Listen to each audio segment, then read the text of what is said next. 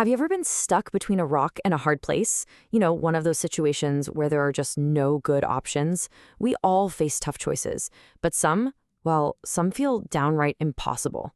Today, we're going to dive headfirst into moral philosophy to figure out how we decide what's right when everything feels wrong. All right, let's just jump right in with a classic. I want you to picture this. There's a runaway trolley, and it's barreling down the tracks towards 5 people who are tied up, they can't move. You just happen to be standing next to a lever. If you pull it, the trolley switches to a different track. Sounds great, right? Well, here's the catch. There's another person tied up on that side track.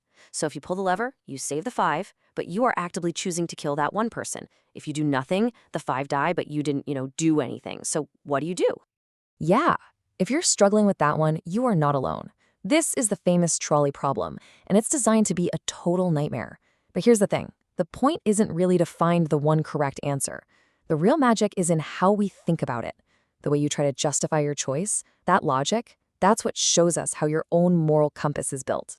So to help us dissect these impossible choices, philosophy offers us something, you could call it a moral toolkit. It's got 3 totally distinct lenses, 3 different ways of looking at a problem to judge what's right or wrong. And they don't always agree with each other, which, of course, is where it gets really interesting.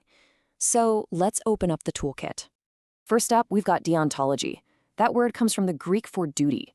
For a deontologist, it's pretty simple. Some actions are just plain right, and others are just plain wrong. And the results don't matter at all. It's all about the rules. Lying is wrong, period. Stealing is wrong, period. You get the idea. It doesn't matter if lying could lead to a better outcome. The act of lying is what's on trial. The big name you'll hear with this is Immanuel Kant. For him, the consequences were basically irrelevant. What matters is doing your duty. So how do we figure out what these universal rules are? Well, Kant gave us this kind of master key he called the categorical imperative. It sounds complicated, but the idea is pretty straightforward. Before you do something, you ask yourself, what's the rule or the maxim that I'm about to follow? And then, and this is the important part, you ask, could I honestly want this to be a universal law that every single person on Earth has to follow always? So, for example, could you make lying whenever it's convenient a universal law? Kant would say absolutely not, because if everyone lied all the time, trust would disappear, and the whole concept of a promise would literally fall apart. So for a strict deontologist looking at that trolley, the rule is, do not kill. Pulling the lever is an act of killing, therefore you can't pull it. End of story. Okay, our second tool is pretty much the polar opposite of deontology. It's called consequentialism. And just like the name says, this framework doesn't care about rules. It only cares about results. The one and only thing that makes an action right or wrong is its outcome. The most well-known version of this is utilitarianism. It says the best choice is the one that creates the greatest good for the greatest number of people. It's all about moral math. A utilitarian looks at the trolley problem and sees a simple equation. Saving 5 lives is a better outcome than saving 1 life. Therefore, pulling the lever is the right thing to do. The act itself doesn't matter as much as the result, maximizing the number of lives saved. And now for our third tool, which just flips the whole script. This is virtue ethics, and it goes all the way back to Aristotle. It basically says we've been asking the wrong question. It's not about what is the right thing to do, it's about what is the right way to be. The focus shifts away from the action or the results and lands squarely on the character of the person making the choice. Is this person acting with compassion, with courage, with justice? A virtue ethicist might ask, what choice would a compassionate person make here? Or what would a just person do? And there's no easy answer because it really depends on which virtues you think are most important in that moment. So let's just put it all on the table for a second. Deontology focuses on actions and duties. It asks, what are the rules? Consequentialism is all about the outcomes. It asks, what are the results? And virtue ethics zones in on character and intent, asking, what would a good person do? So you've got rules, results, or character. Keep that toolkit handy, because now we're going to see how this all plays out when the stakes are real. All right, so we've been talking about these abstract ideas, these thought experiments. But what happens when they smash into the real world? What happens when these dilemmas end up being argued in a court of law? Because when you break a law to stop something worse from happening, you're basically putting deontology and consequentialism on trial. This quote just nails that central conflict, right? In the play, a character basically says he'd break every law in the book to go after the devil. But Sir Thomas More comes back with this incredible warning. If you cut down all the laws, what's going to protect you when the devil decides to come after you? That is the core dilemma. The law is a system of rules. It's deontological. But what do we do when following the rules seems to guarantee a terrible result? This exact conflict actually has a legal name, the necessity defense. It's an argument that says, yes, I committed a crime, but it was absolutely necessary to prevent something far worse from happening. It is a purely consequentialist argument dropped into a rule-based system. It's the trolley problem, but instead of a lever, you've got judges and a jury. So, how have the courts handled this?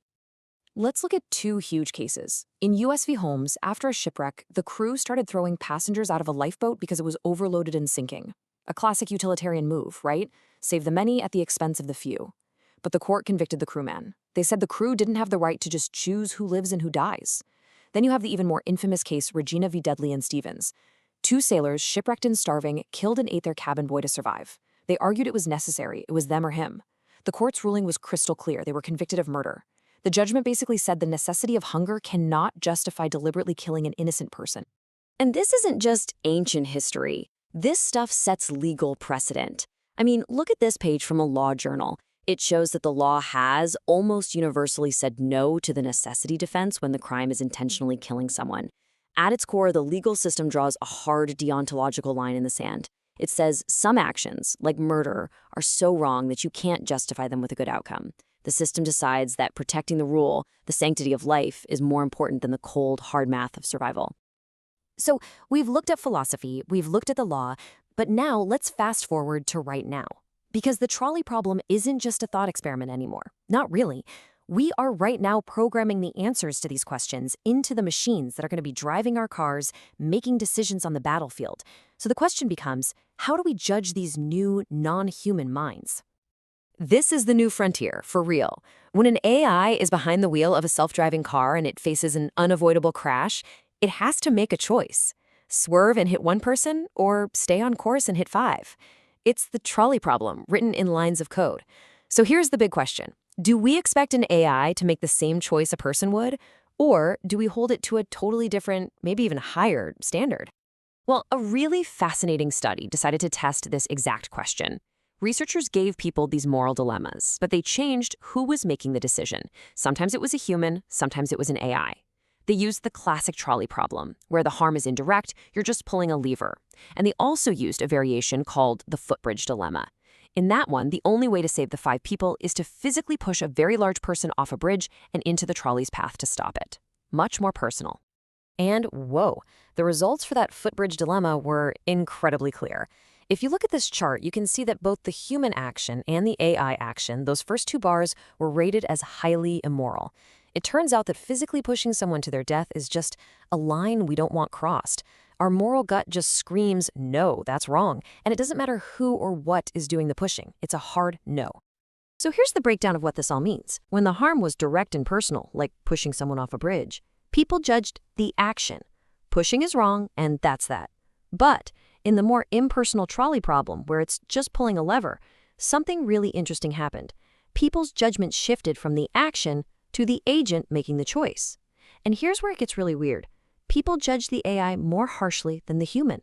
They actually rated the AI's behavior as more immoral and more blameworthy. It seems like we expect machines to be better than us, more logical maybe, and we get more upset with them when they're faced with an impossible choice. Which brings us all the way back to where we started. After all of this, philosophy, court cases, artificial intelligence, can we finally answer the question, who's really in the wrong in these impossible situations? And you know what? The answer is that we've been asking the wrong question. The real takeaway here isn't about passing a final judgment on the trolley driver or the shipwrecked sailor. The value isn't in finding the single right answer. It's in understanding the different tools we have to even try. It's about knowing how we decide what's right and wrong in the first place. So let's look at that moral toolkit one last time. When you're facing a tough choice, you can look at it through the lens of deontology. Am I about to break a core rule? You can use consequentialism. Will this create the best possible outcome for everyone? Or you can use virtue ethics. Is this choice or reflection of the kind of person I want to be? Rules, results, or character. We use these frameworks all the time, often without even realizing it. And that leads to the final question, the one that really matters, the one for you. Think about your own moral code, the choices you make. Is it built on a foundation of solid rules? Are you always focused on getting the best results? Or, at the end of the day, Is it all about being a person of good character? There's no easy answer, but just knowing the question, well, that's the first step to really understanding yourself.